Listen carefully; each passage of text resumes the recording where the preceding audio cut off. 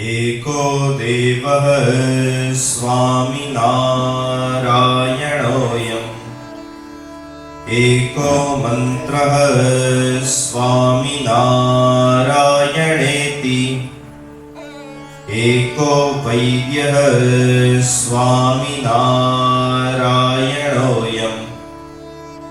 एकोपास्यः स्वामिनारायणो नः। कृपा करो मुझ ऊपरे सुखनिधि सहजानंद गुण तमारा गाववा बुद्धि आपजो सुख कंद गुण तमारा गाववा बुद्धि आपजो सुख कंद। श्री स्वामीनारायण भगवान जय।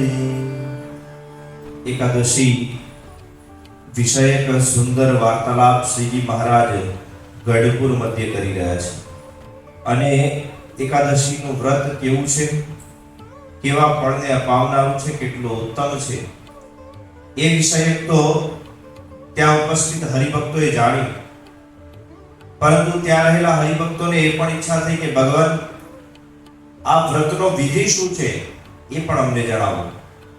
એટલે હરિભક્તોના પૂછવાથી શ્રીજી મહારાજ આ વ્રત કેવી રીતે કરવું જોઈએ એની વિધિ પણ સમગ્ર જણાવી। કારણ કે આપણે ગઈકાલે વાત કરી કે આ એકાદશી એ માત્ર ઉપવાસ નથી, વ્રત છે। વ્રત અને ઉપવાસમાં તફાવત હોય છે। વ્રત એ એક પ્રકારનું અનુષ્ઠાન છે, ભગવાનને પ્રસન્ન કરવા માટેનું પૂજન इत्यादि के अंदर करवानुं होय छे, दान इत्यादि करवानुं होय छे। एनी एक विशिष्ट प्रकारनी विधि होय छे जे शास्त्रोए रचेली होय। ए विधिना अनुसार आ व्रतनुं पालन करवानुं होय छे, त्यारे एने व्रत कहेवाय। ज्यारे उपवास ए तो मात्र शरीरे करी देहनुं दमननुं ज कार्य छे अने एने उपवास कहेवाय छे। तो एकादशीनुं व्रत केवी रीते करवुं ए विषय श्रीजी महाराज थोड़ो प्रकाश पाथरे छे અને સર્વપ્રથમ કહે છે કે હરિભક્તો પ્રથમ તો એકાદશીના પ્રકાર જ આપણે જાણી લઈએ। તો 18 પ્રકારની એકાદશી કહી, કેટલી? 18 પ્રકારની। હવે આ 18 ભેદ કેવી રીતે પડ્યા તો એની જરા વાત કરીએ। સંક્ષિપ્તમાં વાત કરીશું કારણ કે આ ખૂબ જ ગહન વિષય છે। એકાદશી એ એક પ્રકારની તિથિ છે જે चंद्रना उदय અને ચંદ્રના અસ્તના આધારે નક્કી થાય છે।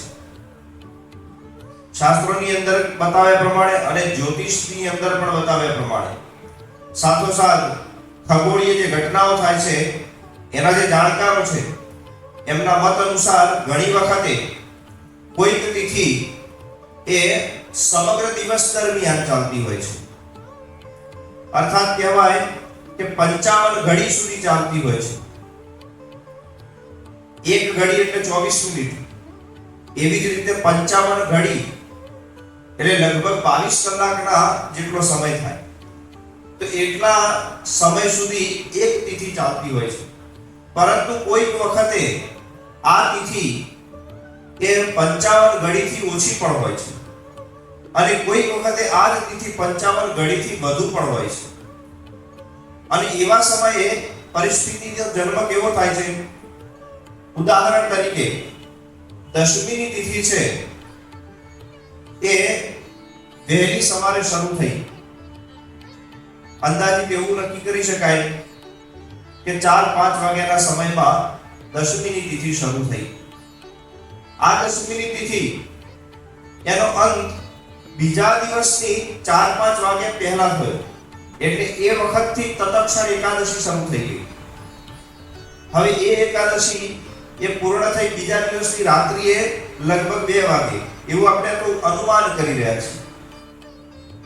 તો એ વખતથી 12મી તિથિ શરૂ થઈ। કોઈક વખત એવું પણ થાય કે દશમીની તિથિ એ સૂર્યોદયના પછી શરૂ થઈ હોય તો બીજા દિવસે એનો અંત, દશમીનો અંત એ પણ સૂર્યોદય પછી થાય, 6 વાગે 7 વાગે થાય। એ જ રીતે એકાદશી પણ ત્યારે કેટલા વાગે શરૂ થાય એ એકાદશીનો અંત પણ બીજા દિવસે તે મોડા થાય. તો આવા ઘણા બધા પ્રકારના આની અંદર ભેદ પાડી શકાય. એકાદશી વહેલા શરૂ થઈ, મોડા શરૂ થઈ, દશમી વહેલા શરૂ થઈ, મોડા શરૂ થઈ. જ્યારે દશમી મોડા શરૂ થઈ એ વખતે એકાદશી એ લાંબી ચાલી, જ્યારે દશમી વહેલા શરૂ થઈ એ વખતે પણ એકાદશી લાંબી ચાલી. કોઈ વખતે 12 ની અંદર પણ આવા ભેદ પડે. આવા ઘણા બધા પ્રકારના ભેદ પાડી શાસ્ત્રએ આપણને 18 પ્રકારના મુખ્ય ભેદ આપ્યા કે 18 પ્રકારની એકાદશીઓ હોય. એમાંથી જે ઉપવાસ કરવા યોગ્ય એકાદશી તેને હું સરળમાં જ સમજાવી દઉં. તો જે આપણને સંસ્થાકીય કેલેન્ડર પ્રાપ્ત થાય છે, એ કેલેન્ડરની અંદર જે એકાદશીનું વર્ણન કરેલું હોય છે, એમાં ઘણા સ્થાનોમાં તમે જોયું હશે કે એકાદશી ક્ષય, એકાદશી વૃદ્ધિ તિથિ, આવા પ્રકારના શબ્દો વાપરેલા હોય છે. એ બધું ખગોળીય ઘટનાઓને આધારિત થઈ અને બધાય લખેલું હોય છે. અને ક્યાંક ક્યાંક લખ્યું હોય એકાદશી અને બીજા દિવસે લખ્યું હોય એકાદશીનો ઉપવાસ. હવે આપણને એમાં ભેદ કેમ?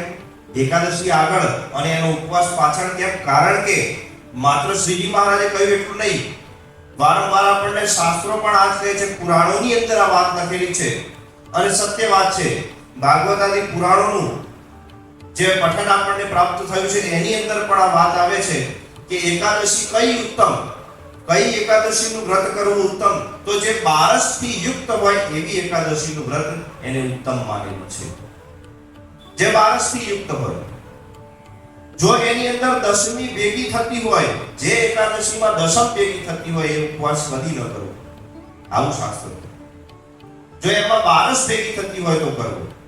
જો દશમી, એકાદશી અને 12 આ ત્રણેય એક જ દિવસે ભેગું થતું હોય તો સીધો 12 ના દિવસે જ ઉપવાસ કરવો, પણ ક્ષય તિથિના દિવસે ઉપવાસ કરવો નહીં. શ્રી મહારાજ આગળ વાત કરે છે કે એકાદશી એની અંદર 11 ઇન્દ્રિયોનું દમન કરી નાખવું. માત્ર પ્રભુનું ભજન કરવાની અંદર જ રત રહેવું, પોતાની 11 ઇન્દ્રિયોને બીજા કોઈ કાર્યની અંદર પ્રવર્તાવવી નહીં, માત્ર ભગવાનનું ભજન કરવાની અંદર જ પ્રવર્તાવવી. ઉપવાસનો નાશ થવાના ઘણા બધા કારણ પણ જણાવ્યા. આપણને શિક્ષામંત્રીની અંદર પણ આ બધી વાત કરેલી છે. જેમ કે દિવસે નિંદ્રા ન લેવી, એવી જ રીતે ક્રોધ ન કરવો, ઘણા બધા એવા કારણો જણાવવામાં આવ્યા. અભક્ષ્ય પદાર્થનું ભક્ષણ ન કરવું, આવું બધું કરવાથી એકાદશીનો નાશ થાય છે. પરંતુ જો ક્રોધ આવી ગયો હોય, એવી નાની મોટી કોઈ ચૂક થઈ ગઈ હોય, તો એવા સમયે એની અંદર પ્રાયશ્ચિત પણ જણાવ્યું. અને શ્રીજી મહારાજ કહે છે કે આ પ્રકારે જો કદાચ ભૂલ થઈ જાય તો એક માળા કરી લેવી, તો આનાથી આવા દોષનો નાશ થાય છે, દોષની અંદરથી મુક્તિ મળે છે. પરંતુ અભક્ષ્યનું ભક્ષણ થાય, અભક્ષ્ય એટલે ડુંગળી, લસણ, હિંગ અને માંસ, મદ્ય ઇત્યાદિ જેને કહીએ, એ બધું અભક્ષ્ય છે. એનું કદાચ જો ભક્ષણ થઈ જાય તો એનો એક માળા કરવાથી દોષ મુક્તિ થતી નથી. તો આવું જો કદાચ થઈ જાય તેના દોષમાંથી મુક્ત થવાનો કોઈ ઉપાય નથી. માટે એવું તો કદાપી થવા દેવું નહીં, એવો નિર્ધાર મનની અંદર અવશ્ય રાખવો. ત્યાર પછી શ્રીજી મહારાજ કહે છે કે ફળ, મૂળ, દૂધ અને જળ, આ 4 પ્રકારનું ગ્રહણ કરવાથી પણ એકાદશીના વ્રતનો ભંગ થતો. મૂળ એટલે કે જે જમીનથી અંદર ઉગે છે એવા પદાર્થ, જમીનના અંદર ઉગી આવે છે, તો આવા 4 પ્રકારની બાબતો આપણે એની અંદર ભક્ષણ કરી શકીએ. જો કોઈને સૂતક આવ્યું હોય તો સૂતકના સમયે અથવા તો સ્ત્રીઓ માટે જ્યારે રજસ્વલાપણું હોય તો એ વખતે ઉપવાસ કરવાની અંદર કોઈ દોષ નથી. સૂતક અને રજસ્વલાપણામાં બંનેની અંદર એકાદશીનો ઉપવાસ તો થઈ જ શકે છે, માત્ર એમાં વ્રતનું અનુષ્ઠાન કરી શકાતું નથી. એમાં બીજો વિકલ્પ અહીંયા એ પણ આપવામાં આવ્યો કે જો એવા વ્યક્તિએ જો ઉપવાસની સાથોસાથ વ્રત કરવું હોય તો પોતાનું વ્રત બીજાને આપી દેવું, બીજો એ વ્રતની વિધિનું અનુસરણ કરે, વ્રતની વિધિ કરે, પૂજન કરવું, દાન કરવું, હોમ હવન જે પણ કંઈ કરવું હોય એ બધું એ બીજો વ્યક્તિ કરે અને એના બદલાનો જે ઉપવાસ છે એ પોતે કરવો. તો આ પ્રકારે એવા વ્રતનું આપણે પાલન એની અંદર કરી શકાય છે. હવે જો શ્રાદ્ધ હોય તો શ્રાદ્ધની અંદર શું કરવું એનો અહીંયા ઉપાય બતાવો. ધારો કે એકાદશીના દિવસે જ શ્રાદ્ધ આવે, શ્રાદ્ધની અંદર પિતૃઓને જમાડવું પડે, એ વાત તો 100% છે. તો શ્રાદ્ધની અંદર એકાદશીના દિવસનું જો શ્રાદ્ધ હોય તો એ દિવસે અવશ્ય ઉપવાસ કરવો, ભોજન આપણે જમવું નહીં, પિતૃઓને પણ એ જ પ્રકારનું કંઈ જમાડવું નહીં, ઉપવાસ જ કરાવવો. અને એ શ્રાદ્ધ 12ના દિવસે, આપણે જે દિવસે પારણા કરીએ છીએ એ દિવસે એ શ્રાદ્ધ કરવું અને પિતૃઓને સંતૃપ્ત કરવા. તો આ શ્રાદ્ધનો વિધિ થયો. શ્રાદ્ધની અંદર પણ આપણે આ રીતે પાલન કરવાનું છે. હવે આ રીતે અહીંયા એકાદશીની પણ વાત કરી. ત્યાર પછી શ્રીજી મહારાજ આગળ કહે છે કે એકાદશીના વ્રતની વિધિ એ કેવી છે. તો વહેલી સવારે જાગી જવું. ઘણો વિધિ તો દશમીના દિવસથી શરૂ થાય છે.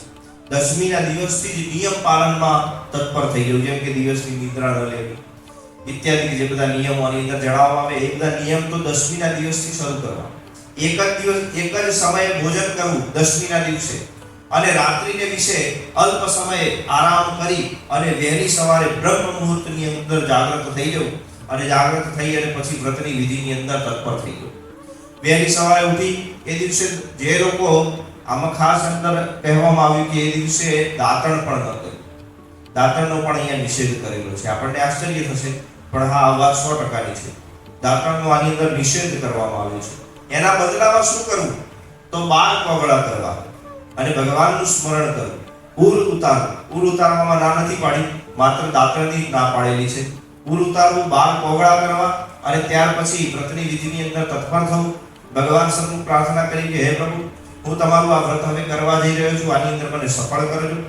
ત્યાર પછી સર્વતોભદ્ર મંડળની સ્થાપના કરી બ્રાહ્મણો દ્વારા. એની અંદર વિવિધ 24 દેવતાઓની વાત કરવામાં આવી. આગળ આપણે જાણીએ કયા 24 દેવતાઓ. તો એ બધાનું સ્થાપન કરવું, એમનું પૂજન કરવું વગેરે વાત કરી છે. અને અંતે ઘણું બધું પૂજન ઇત્યાદિ થાય એટલે પછી બ્રાહ્મણોને ઘણી બધી દાન દક્ષિણા આપવી જોઈએ. એની અંદર દાન દક્ષિણાનો પણ ખૂબ મહિમા કહેલો છે. એ પણ આગળ આપણને જાણવા મળશે. શું છે? એક મહિનામાં 2 એકાદશી આવે એટલે 12 મહિનાની અંદર 24 એકાદશી થઈ. એ 24 એકાદશીની વાત શ્રીજી મહારાજ અહીંયા કરે છે. એના અધિષ્ઠાતા દેવતાઓ પણ જુદા જુદા છે. 24 એકાદશીના અધિષ્ઠાતા દેવતાઓ પણ જુદા જુદા છે. જેમ કે માગસર સુદ ની એકાદશીથી શરૂઆત કરી ક્રમશઃ આપણે સમજીએ માગસર સુદ, માગસર વદ, પોષ સુદ, પોષ વદ, એમ કરીને ક્રમશઃ હું અહીંયા જણાવું છું. કેશવ, સંકર્ષણ, નારાયણ, વાસુદેવ, માધવ, પ્રદ્યુમ્ન, ગોવિંદ, અનિરુદ્ધ, વિષ્ણુ, પુરુષોત્તમ, મધુસૂદન, અધોક્ષર, ત્રિવિક્રમ, નૃસિંહ, વામન, અચ્યુત, શ્રીધર, જનાર્દન, ઋષિકેશ, ઉપેન્દ્ર, પદ્મનાભ, અધીશ્વર, દામોદર અને શ્રી કૃષ્ણ. તો આવા પ્રકારે 24 અલગ અલગ સ્વરૂપો એ ભગવાનના જ છે. અને એ ભગવાનના 24 સ્વરૂપો જે તે એકાદશીના અધિષ્ઠાતા દેવ કહેવાય છે. તો એ દિવસે એ દેવનું વિશિષ્ટપણે પૂજન કરવું જોઈએ. એટલું જ નહીં, આ દેવોની સાથે તેમની દેવીઓ પણ છે. એ પણ 24 પ્રકારની અલગ અલગ છે. અહીંયા હું નામ નથી જણાવતો, પણ 24 અલગ અલગ દેવીઓ છે. પાછું એટલું જ નહીં, એ 24 દિવસની પૂજન વિધિની અંદર પણ થોડો ભેદ છે. થોડું એના દાનની અંદર પણ ભેદ આપેલો છે. આ 24 એકાદશીઓનું પૂજન ઇત્યાદિ કરવું જોઈએ. બ્રાહ્મણોને ઘણું બધું દાન દક્ષિણા ઇત્યાદિ આપવું જોઈએ. આ રીતે શ્રીજી મહારાજ અહીંયા એ એકાદશીના વ્રતની વિધિ કહે છે. સાથે બારસના પારણાની પણ વિધિ છે. બારસના પારણા કેવી રીતે કરવા એની પણ વિધિ છે. એ પણ કઈ સીધા ન કરવા. બારસની અંદર અમુક નિશ્ચિત મુહૂર્તની અંદર જ પારણા કરવા જોઈએ. પણ આ બધું વ્રતી માટે છે. જે વ્રત કરે છે, તપ કરે છે, એના માટે છે. આપણે સહજપણે, કારણ કે વારંવાર આ એકાદશીનો ઉપવાસ આપતો હોય એટલે આપણે સહજપણે ઉપવાસ કરીએ છીએ. આપણે વ્રત કરતા નથી. પરંતુ મનુષ્ય અવશ્ય આ વ્રત પણ કોઈ સમય કાઢી અને આ વ્રત કરવું જોઈએ. કારણ કે ખૂબ ઉત્તમ વ્રત છે. પાછું આનું ઉદ્યાપન પણ કહ્યું. ઉદ્યાપન એટલે ઉજવણી કહેવાય ને સરળ ભાષામાં. એ સરળ ભાષામાં ઉજવણી કેવી રીતે કરવી એ પણ શ્રીજી મહારાજ શાસ્ત્રયુક્ત પદ્ધતિથી જણાવે છે. અને એ ઉજવણી કરી બ્રાહ્મણોને જમાડવા અને બધાને સંતૃપ્ત કરવા. તો આ પ્રકારે ઉજવણીની પણ અહીંયા વાત શ્રીજી મહારાજ કરે છે. દશમીની સંધ્યાએ શ્રીજી મહારાજે સભા ભરી છે. એમાં આ બધી એકાદશીની વાત કરી અને પછી ભગવાન સ્વામિનારાયણ ત્યાંથી ઊભા થઈ પરત પોતાના અવતારે ગયા. હરિભક્તો પણ પોતાના અવતારે ગયા અને તત્પર થઈ શ્રીજી મહારાજ પણ આજે હરિભક્તોને શિક્ષા અર્થે, હરિભક્તોને શીખવવા માટે પોતે પાછું આ એકાદશીનું વ્રત એ પોતે જણાવ્યું એ પ્રમાણે કરે છે. વહેલી સવારે ઉઠી અને જે પ્રમાણે નિત્ય વિધિ કહી એ પરવારી.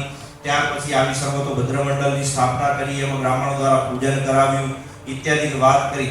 તો આ બધા 24 દેવતાઓનું પૂજન ઇત્યાદિ કરી બ્રાહ્મણોને દાન દક્ષિણા આપીને શ્રીજી મહારાજ ખૂબ સંતૃપ્ત થયા. પોતે હરિભક્તોની શિક્ષા માટે આ પ્રકારનું વ્રત કરી અને બતાવ્યું છે. વિધિ અનુસાર સમગ્ર વ્રતનું પાલન પણ પોતે કર્યું છે। આ જ પ્રકારે ઉત્તમ રાજા અર્થાત દાદા ખાચર અને એમનો સમગ્ર પરિવાર એ પણ વ્રત કરે છે। અને એમાં ખાસ કરીને જયાબા જેને જીવુબા કહેવાય છે, તો જયાબાએ જે પણ ખૂબ ઉત્તમ વ્રત કરી બ્રાહ્મણો દ્વારા પૂજન ઇત્યાદિ કરાવ્યું। અને શાસ્ત્રમાં જે વાત કરી દાનની વાત આપણે આગળ કરી, એમાં 10 પ્રકારની ગાયો અને 10 પ્રકારના મેરુ એના દાનની વાત કરેલી છે। હવે 10 પ્રકારની ગાયો કઈ, તો એની અંદર એ પણ વાત બતાવી। ગુડ દેનું, ઘૃત દેનું, ક્ષીર દેનું, શર્કરા દેનું, તિલ દેનું, મધુ દેનું, રસ દેનું, દધી દેનું, જળ દેનું અને સુવર્ણ દેનું। તો આ 10 પ્રકારની ગાયોની વાત કરી। આ 10 પ્રકારની ગાયો કેવી હોય છે, એમાંથી માત્ર એક ગાયનું આપણે વર્ણન એ ખૂબ સંક્ષિપ્તમાં સમજવાનો પ્રયત્ન કરીએ। જેમ કે ગુડ દેનું છે, તો ગુડનો અર્થ થાય ગોળ। તો ગોળ દ્વારા ગાયની એક સંરચના બનાવવી, જાણે ગાય હોય એવો એક પ્રકારનો આકાર બનાવવો। ત્યાર પછી વત્સ એટલે કે ગાયનું વાછરડું, તો એની પણ એ રીતે રચના કરવી। અને એ બંને ગાય અને એનું વત્સ એ બંનેના કહેવાય કે જે શિંગડા છે એના ઉપર સુવર્ણ જડી દેવું, અને એના આસપાસ ઘણા બધા મોતી, માણેક, હીરા, જડિત ઇત્યાદિ બધું પાછું મૂકવું। અને પછી હવે મેરુની વાત કરીએ। આ 10 પ્રકારના મેરુ પણ કહ્યા। તે 10 પ્રકારના મેરુ એ ગાયના બાજુમાં પાછા એ પણ એક ગાય હોય તો એના બાજુમાં એનો મેરુ પણ સ્થાપન કરવો। એ જ પ્રકાર જેમ કે ગોળ છે તો ગોળનો મેરુ એટલે પર્વત બનાવવો। પછી એને પણ પાછું હીરા ઇત્યાદિ, માણેક, મોતી ઇત્યાદિ જે પદાર્થો છે એના દ્વારા સુશોભિત કરવો। આવા પ્રકારે ખાલી એક ગાય અને એક મેરુ થયો। આવો બીજો ગાય, પાછી ત્રીજી ગાય, ત્રીજો મેરુ, એમ કરતા કરતા 10 મેરુ અને 10 ગાય એની સંરચના કરવી। અને ત્યાર પછી એનું પૂજન ઇત્યાદિ કરી એ બધાનું જ દાન એ બ્રાહ્મણોને દેવું। આ પ્રકારનું શાસ્ત્રે વચન કર્યું। એ પ્રકારે દયાબાએ ત્યાં ઉત્તમમાં ઉત્તમ સામગ્રીથી આ બધી વસ્તુઓની સંરચના કરી। અને ત્યાં ઘણા બધા જનો પણ પધાર્યા હતા, ઘણા બધા કહેવાય કે દેશો દેશથી બધા રાજાઓ પણ કેટલાક પધારેલા આની અંદર હરિભક્તોમાં। તો એ રાજાઓ પણ જોઈને આશ્ચર્ય પામ્યા કે આ કેવું મહાદાન, આ કેટલી બધી આશ્ચર્યની વાત છે। કારણ કે વારંવાર એની અંદર તો કહેવાય કે હીરા, મોતી, માણેક, સુવર્ણ કોઈ બાબતની એની અંદર કમી જ ના રહી જાય।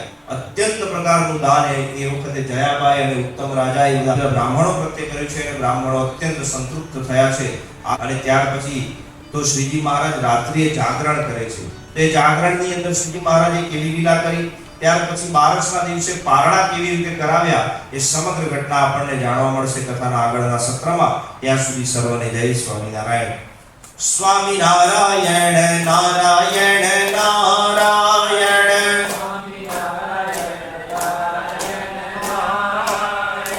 સ્વામિનારાયણ નારાયણ નારાયણ,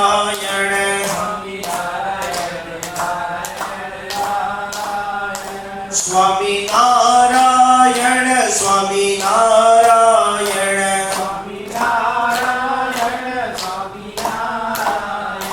સ્વામિનારાયણ નારાયણ નારાયણ,